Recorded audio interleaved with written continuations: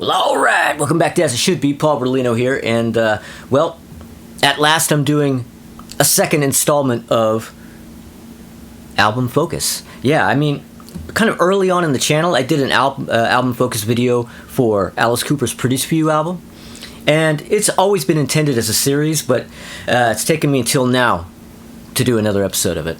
Yeah, well, we're doing album focus again, and I intend to continue doing it too. Just, it depends on when I feel inspired, man, or an anniversary, or if an anniversary comes up, and that is what we're dealing with today. Yes, today is the birthday. Happy birthday, Pet Sounds. Yeah, now, that the 50th was in 2016, and I didn't have this channel then, so I couldn't do, the big birthday, and the 60th is, a long way off, so I'm just doing it now.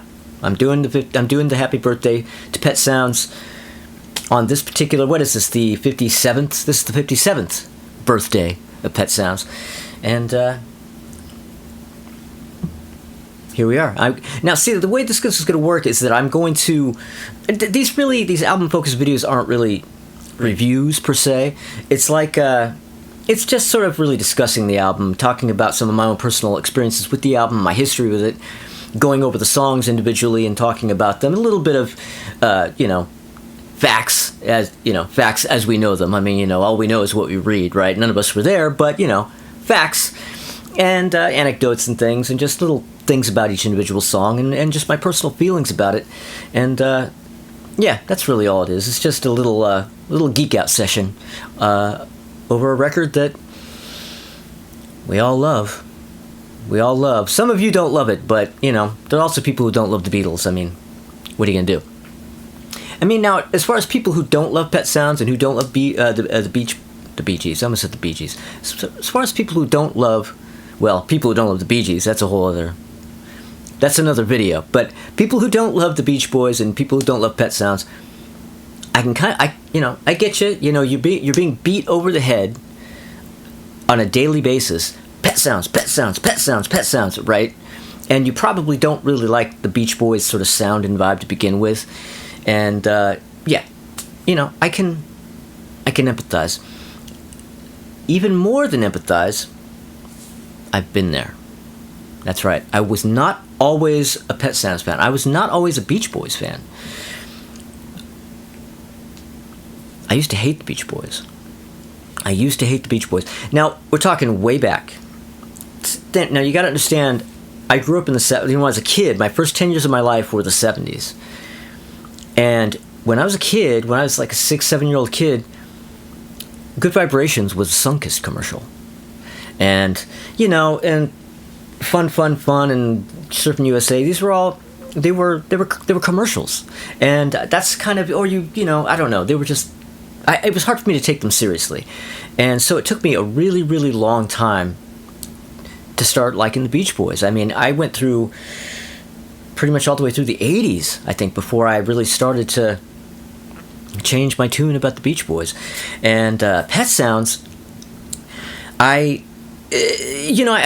was one of those things, even back in the day, even back in the 80s, it was something that if you weren't into it, you were constantly being told how great it is and how you're supposed to like it. And I had music friends, I had, older music friends who really loved this album and talked it up all the time and were always, giving me all the little facts and, why it's great and you should love it. And I was always kind of interested, but I was always kind of doubtful because I'm like, but I don't like the Beach Boys. What is so different about this record? So finally one day, in the late 80s or early 90s, I actually went and bought a copy. But I bought a brand new copy, one of those, the 80s issue. Remember the Capitol reissue issue of that album, and pretty much the whole 60s Beach Boys catalog. Yeah, I bought one of those, on the green Capitol label. Yeah, all you Beatles and Beach Boys and Capitol Records geeks, you know the label I'm talking about. This one. Yeah, see, yeah. Yeah, well, anyway, that was my first copy of Pet Sounds, was that. Because that was what you went, when you went to the record store to buy it new, that's what was there. And I wasn't, geeky about Beach Boys or Pet Sounds. I didn't really care yet, so it was like, that was fine with me. And I brought it home and listened to it, and the opening track was Wouldn't It Be Nice? which I knew from the radio, but I'm like, okay, yeah, what's so revolutionary about this? This is just a radio hit I've heard 1,000 times. And then I listened to the rest of it, and I'm just thinking, what's so special about this? It just sounds like a fucking Beach Boys album. And that's how I perceived it at that time. But that's really because I didn't know what other Beach Boys albums sounded like. I didn't really... Yeah, I mean, because it had familiar songs. It had Sloop John B, it had God Only Knows. I'm like thinking, yeah, you know, I've heard this stuff. What's the big deal? So I would file it away, and then every couple of years I would go, you know, I need to go back to this record. Because it wouldn't go away. It was always a thing. People are always talking about it. You're always reading about it. You're seeing things on TV about it. And, you know, I would go back to it, and I'd try it again, and I don't know. And then file it away for another couple of years. Then I don't know what happened. Just one day, I listened to it, and it was like, boom, all of a sudden it made sense. I don't remember how many tries it was, but finally one time I just listened to it, and it all made sense. And I can't really explain what the difference was. Maybe I was in the right headspace at that point. Maybe it just took that long for my brain to catch up. I don't know. But all of a sudden, it just hit me, and there's been no looking back ever since. And then there's all the vinyl copies that you get over the years, and you acquire, or you get rid of, or I got rid of. And I have done that. I got rid of course, initially, the first one I got rid of was, of course, my first copy, that Capitol reissue green label copy, because I found a 60s pressing. I ended up finding an original rainbow Capitol label mono. This is back in the day, so I paid like $2 or $3 for it. And, then I got rid of that stupid green label one. And then I had that for a while. And then you kind of, you find more, you find another copy that's a little nicer, and you buy that. And they're like, ooh, here's a duophonic one. Ooh.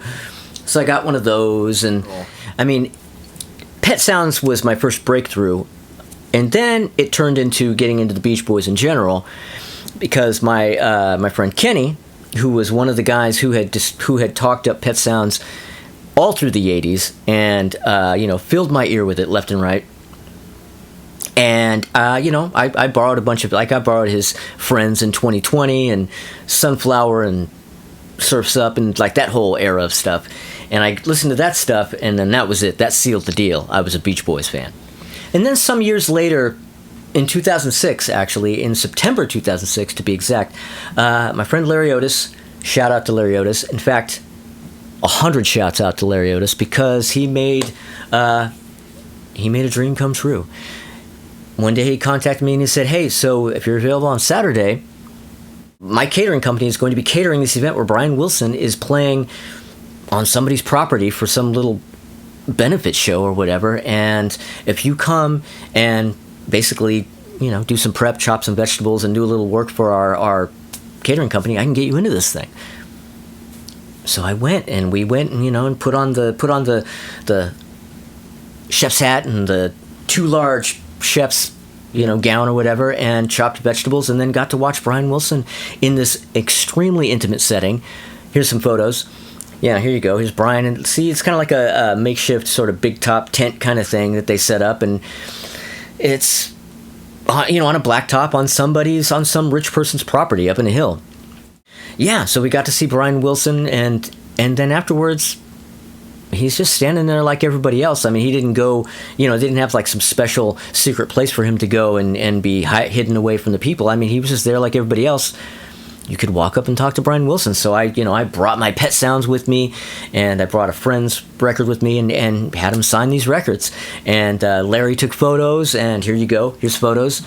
Yeah, so here we are. Brian's signing my Pet Sounds, and I'm completely freaking out and zoning out. In fact, I was so completely just like zoned out that Brian actually was more on the ball than I was. He actually was looking at Larry there with the camera, and he looked at me and he said, don't you want to take a picture? And I'm like, oh, yeah, that's right. And then we took this picture right here. Yeah. That is a happy moment. And as if you can't tell. Yeah, this was a huge, huge moment. And I was so excited. And, I know a lot of people who've met Brian Wilson and many times. I mean, I even know one particular person who basically knows Brian Wilson. You know who you are. I know you watch the videos. And he's actually played with Brian Wilson. So, I just got to meet him this one time in this sort of sign my record, grab and grin sort of fan capacity. But it was, to this day, when I think about this, I get excited and just get so like, oh my God, I can't believe this happened. And yeah.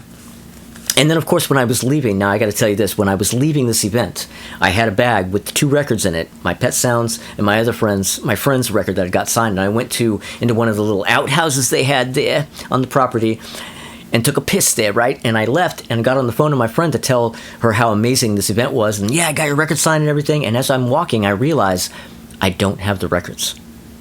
I don't have the bag. And I freak out. I got off the phone and I ran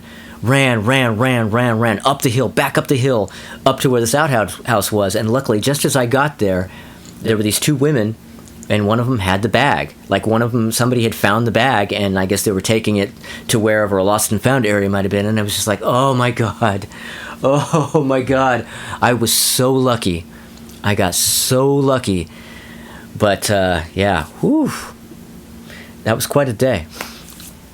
But yeah, and well, I have a few copies of Pet Sounds, but I only have 2 of them here, and they're really my 2 most important copies.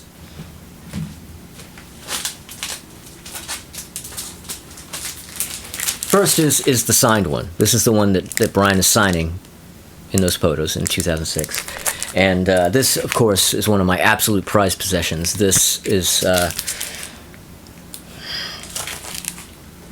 But then there's this.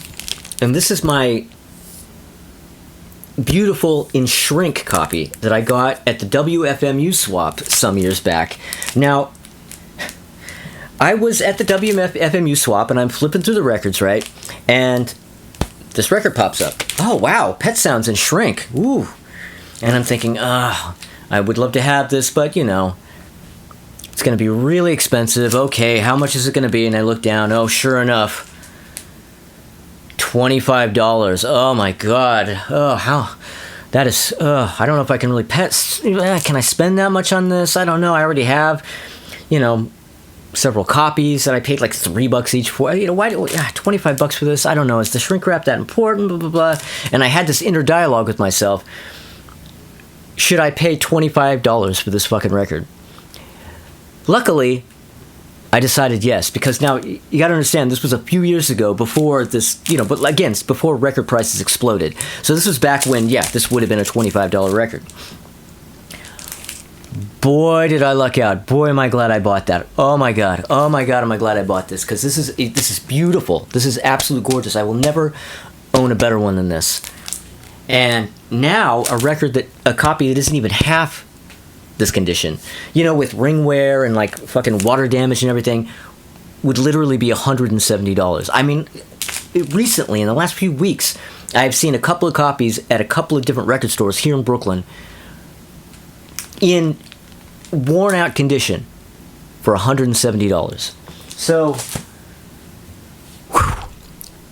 moral of the story, if you're record shopping and you find that one record that has that sort of out of reach price, you're like, damn, I really want this, but I don't want to pay this price. Ugh, should I? Pay it. Pay it, because you are going to regret it if you don't.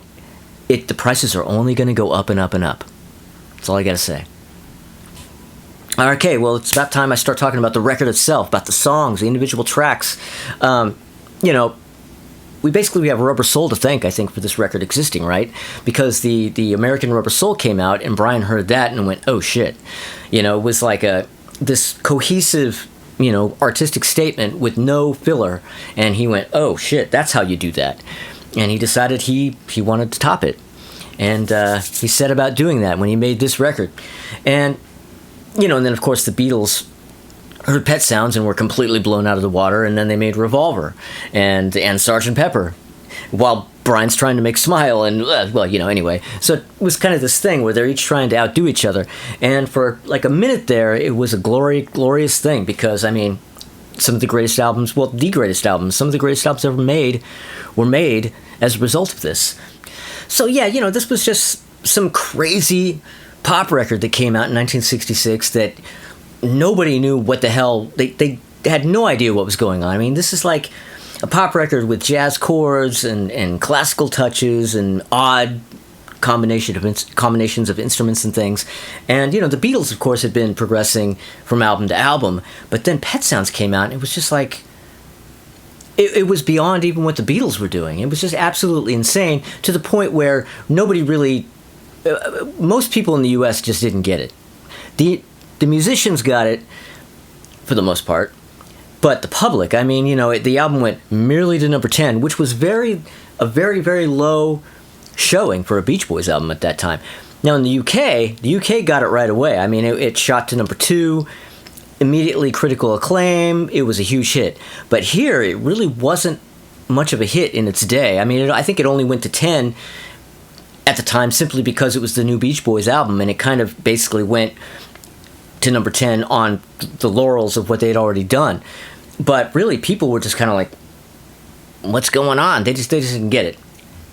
But it wasn't really that long afterwards that people really did start to get it, but then the Beatles came out with Sgt. Pepper, and artier pop music became in vogue, so it became easier for people to wrap their heads around Pet Sounds, even in little old US.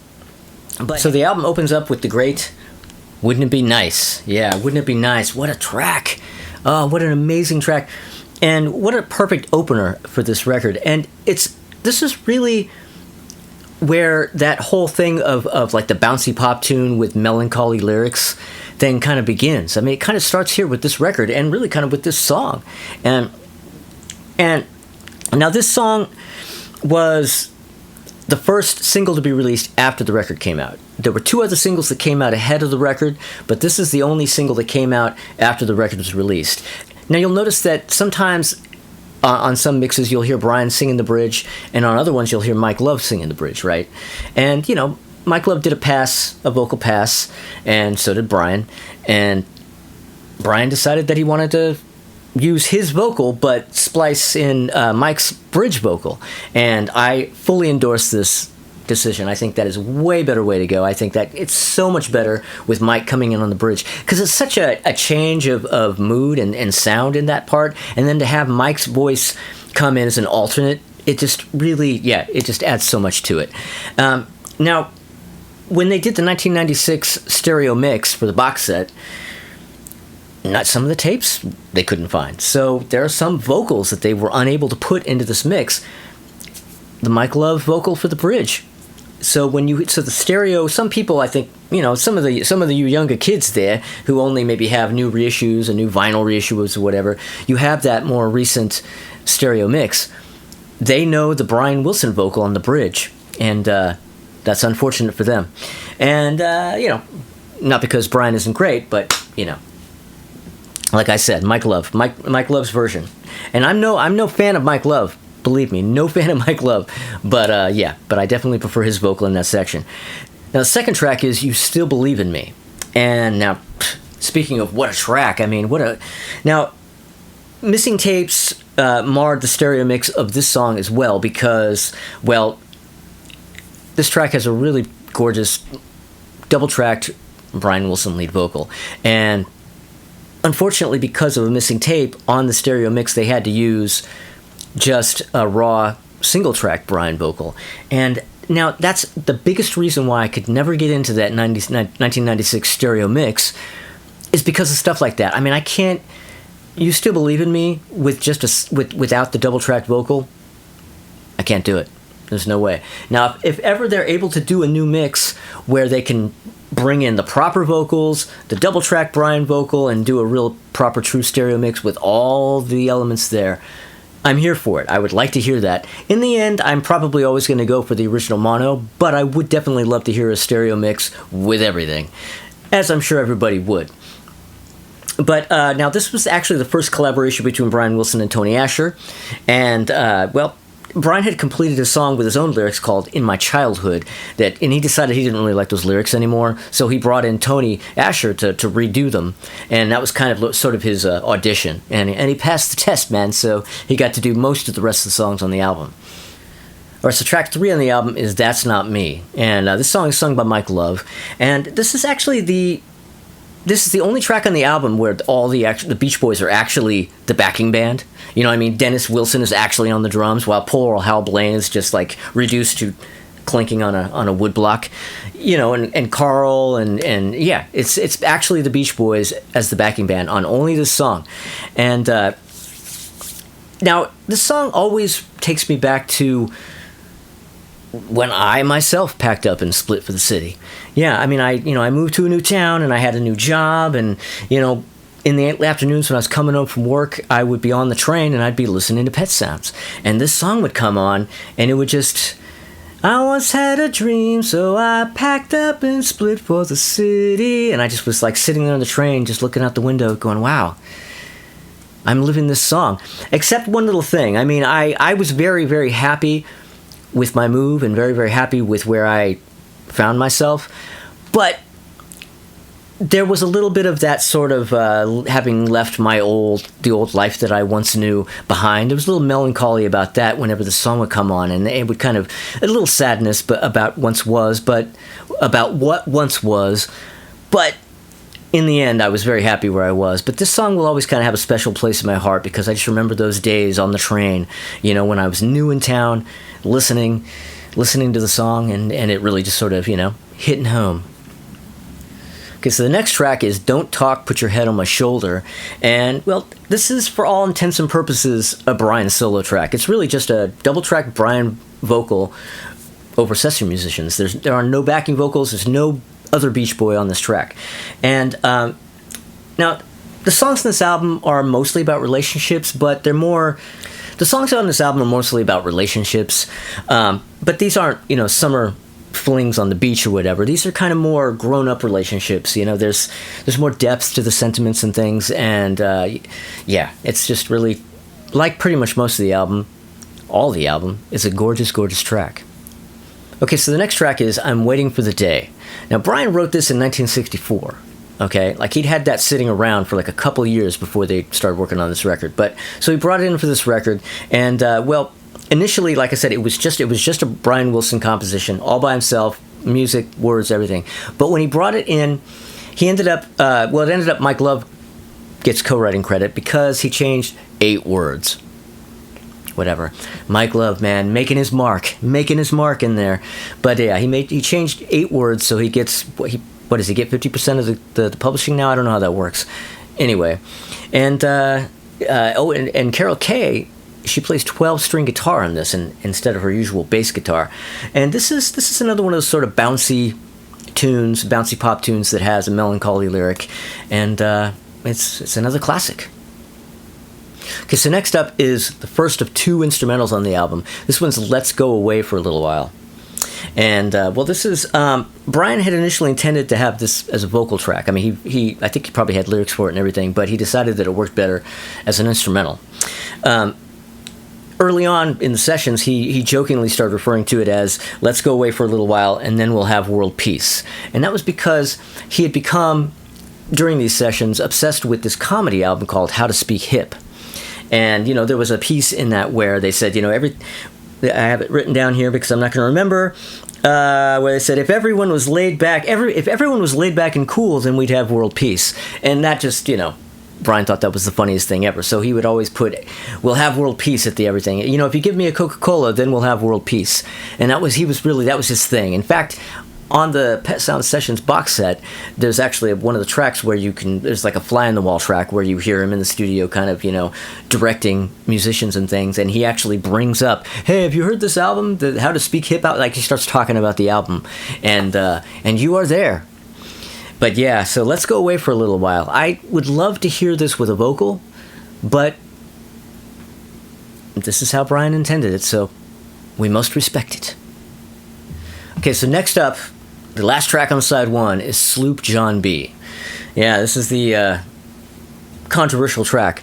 Some people love this track, and some people think that it doesn't fit on the record and wish it was left off. I'm one of those people. I never really was a fan of Sloop John B. I don't feel like it fits the album that well. It's easily my least favorite track on the album, and yeah, I just feel like it takes you out of the headspace of this album. I mean, it's not lyrically, it's on a completely different planet. And I don't know. I just don't like the track that much.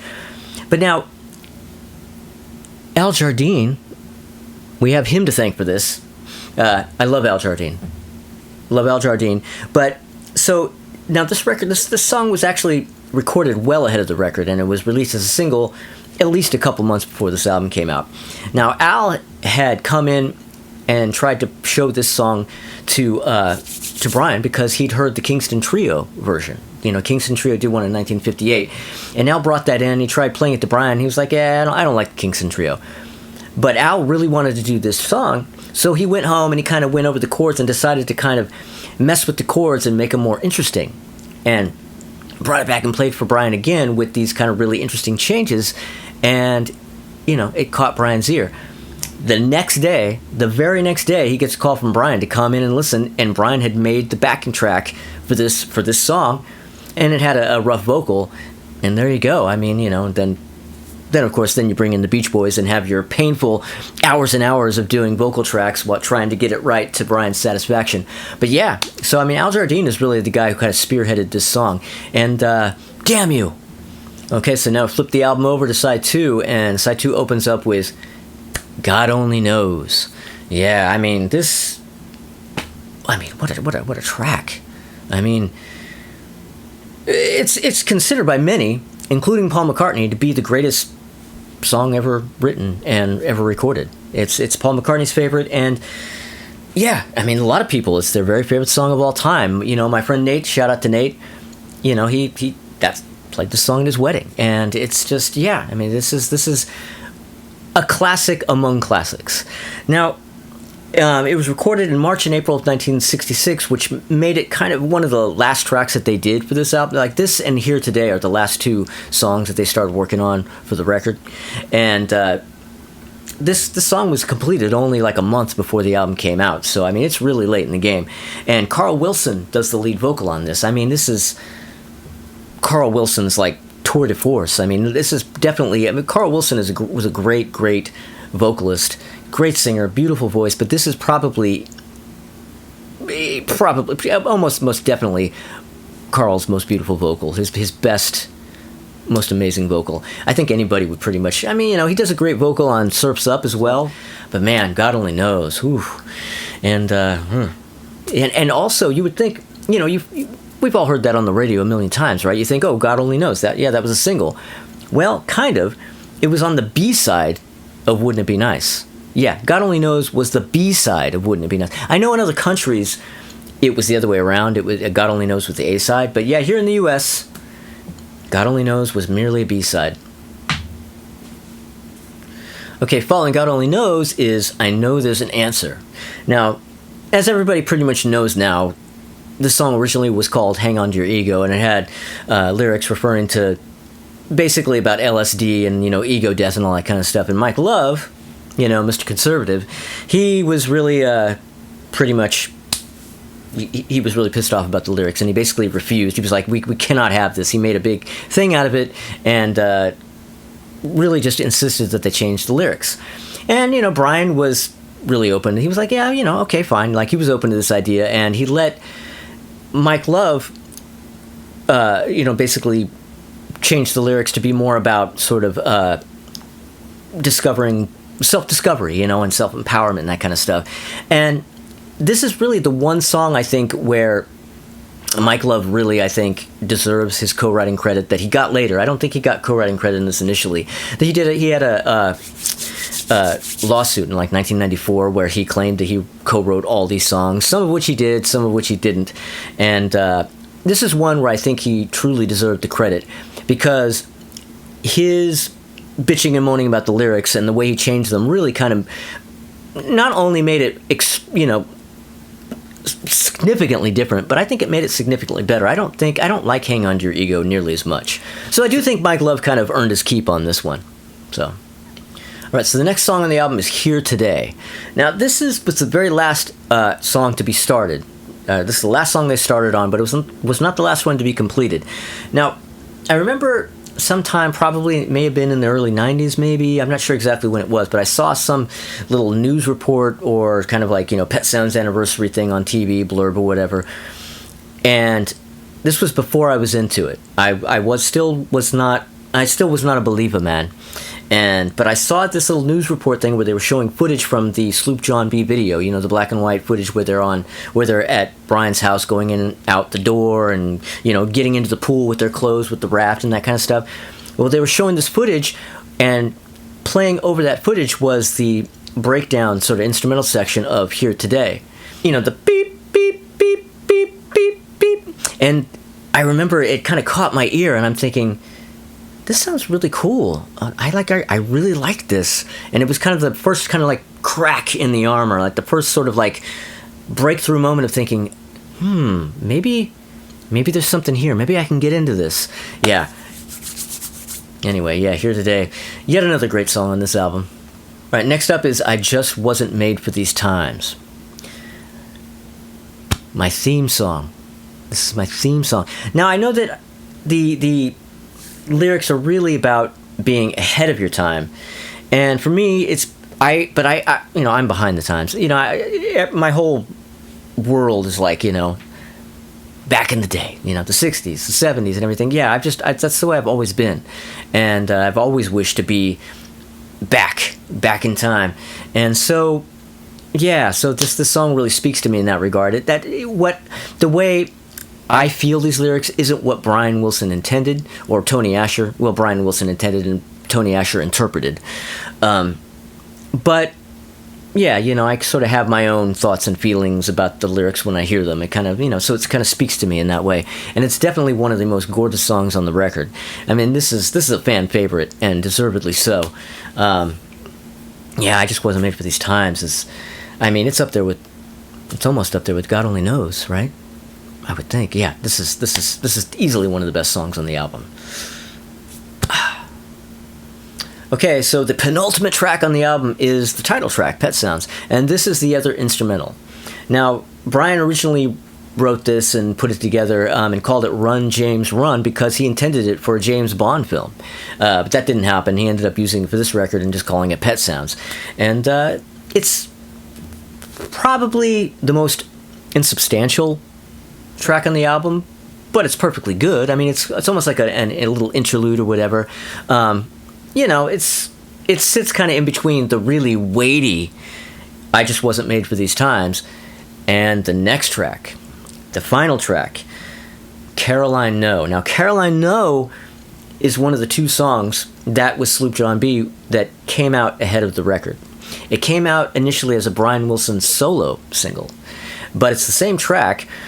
You know, the pitch is messed with because Murray Wilson, the Wilson, Brian and Dennis and Carl's dad, suggested that they bring the pitch up a little bit, so he, you know, to give Brian an even more youthful vocal sound, which, like, he needed it. He was already pretty damn young, but yeah, but I'm used to that now. So whenever you hear it, you know, on the box set, they have it at the right regular pitch, and I listen to it, and it's like, it's just not the same. I'm too used to the pitched up version, but yeah, but I mean, what a way to end the album. I mean, it's just like God Only Knows, like I Just Wasn't Made for These Times, like You Still Believe in Me, like, you know, Don't Talk, Put Your Head on My Shoulder, like so many songs on this record. It's an absolute gorgeous piece of music, and yeah, I mean, what would we do? What would we do without the existence of this music?